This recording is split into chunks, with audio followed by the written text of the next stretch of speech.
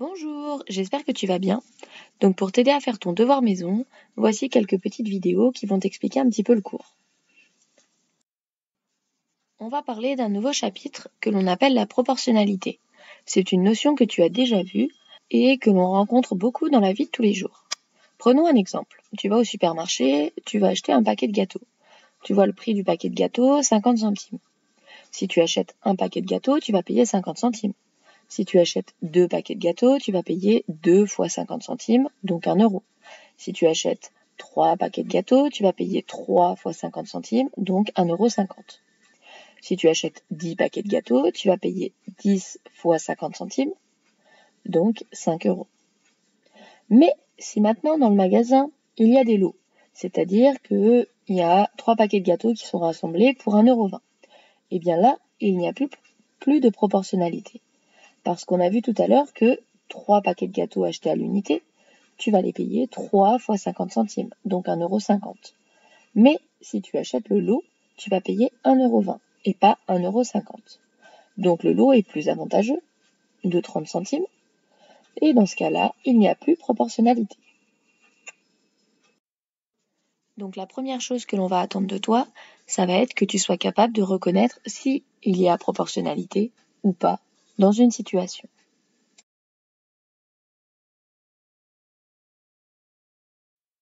Donc voici le cours que tu as, chapitre 11, proportionnalité.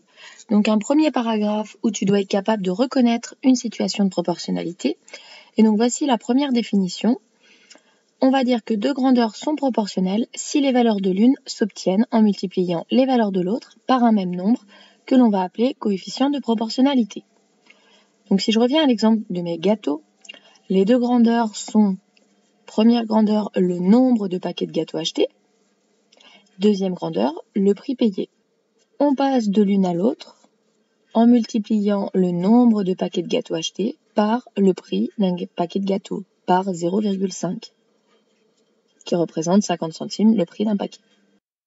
Dans le cours, je t'ai mis deux autres exemples. Donc cette fois à la boulangerie, une baguette de pain coûte 95 centimes. Combien coûtent 3 baguettes? Pour avoir le prix de 3 baguettes, je fais le nombre de baguettes achetées, 3, fois le prix d'une baguette, donc 3 fois 0,95, et j'obtiens 2,85 €. Puis, deuxième exemple, dans la même boulangerie, on peut lire prix d'un croissant 70 centimes. Et pour 4 croissants achetés, le cinquième est offert. En fait, ça veut dire que si tu achètes 4 croissants, tu en as un cinquième. Donc, tu vas payer la même chose pour en avoir 4 ou 5, 4 plus 5 gratuit. Là, du coup, le prix de 4 croissants et le prix de 5 croissants est identique. Donc, il n'y a plus de proportionnalité. C'est encore le cas des lots, en fait. Et donc, une première remarque, on peut représenter une situation de proportionnalité dans un tableau en rassemblant les grandeurs étudiées. Nombre de baguettes achetées, par exemple, et prix payé. Ou nombre de croissants achetés et prix payé. Quand il y a proportionnalité, le tableau s'appelle tableau de proportionnalité. Donc pour les croissants, ce ne serait pas un tableau de proportionnalité. Donc pour savoir si deux grandeurs sont proportionnelles, je te présente deux méthodes. Donc la première, ça va être de chercher un coefficient de proportionnalité. Et la deuxième, d'utiliser les propriétés du tableau. Donc pour la première méthode, on peut chercher si dans le tableau il y a un coefficient de proportionnalité en calculant le quotient des valeurs correspondantes. Dans le premier exemple, on a un tableau avec nombre de macarons et prix payé. Donc pour 6 macarons, on paye 8,40 €. Pour 10 macarons, on paye 14 €. Pour 15 macarons, on paye 21 €. Donc en fait, ce qu'on va faire, c'est qu'on va faire le prix divisé par le nombre de macarons. Donc premier calcul, on fait 8,40 divisé par 6 pour connaître le prix d'un macaron quand on en achète 6. On obtient 1,4.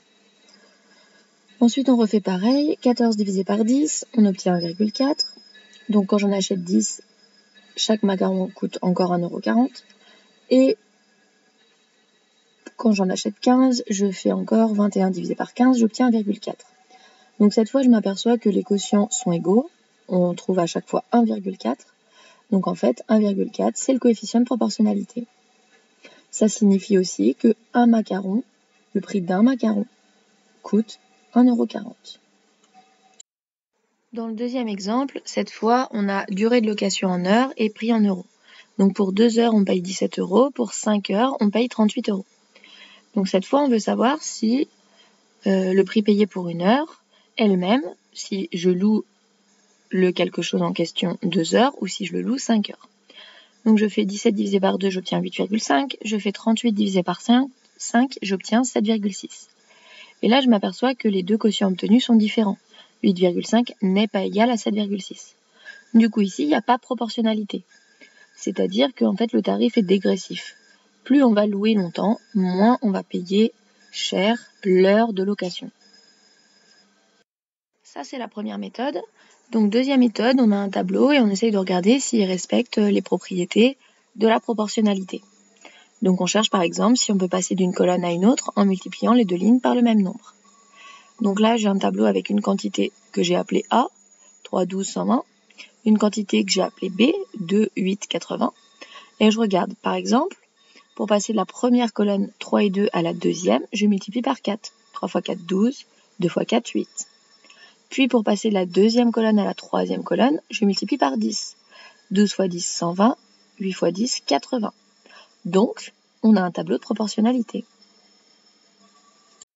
J'aurais aussi pu travailler sur les lignes en me posant la question pour passer de 2 à 3, pour passer de 8 à 12, pour passer de 80 à 120, par combien est-ce qu'il faut que je multiplie?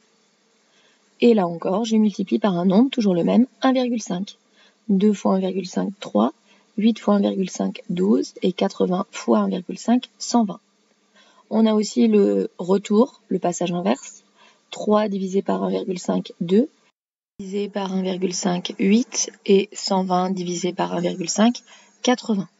Ici, cette option est moins évidente, puisqu'il faut multiplier par 1,5.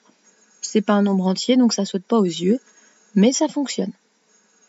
Donc, tu as à ta disposition deux méthodes. En général, on utilise la première. On calcule des quotients. Si les résultats sont égaux, il y a proportionnalité. Si les résultats sont différents, ce n'est pas une situation de proportionnalité. Donc j'espère que cette première petite vidéo t'aura aidé à mieux comprendre le début du chapitre. Donc dans le devoir maison sur le sujet, tu as une liste d'exercices à faire. Alors maintenant, fais les exercices. Dans ton cahier, partie exercice. Et ensuite, tu pourras continuer le devoir maison, regarder une autre vidéo et poursuivre. En attendant, je te dis bon courage et à bientôt.